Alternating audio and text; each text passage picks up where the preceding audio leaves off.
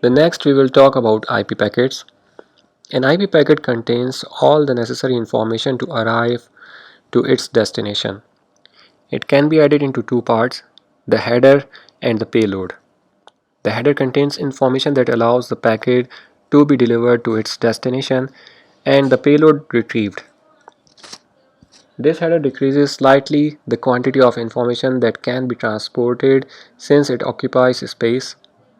The payload can be used to encapsulate other protocols like UDP or TCP.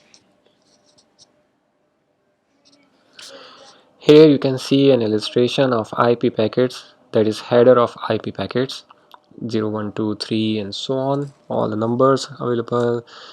You can see what is version, IHL, type of service, total length, identify flag, fragment, offset.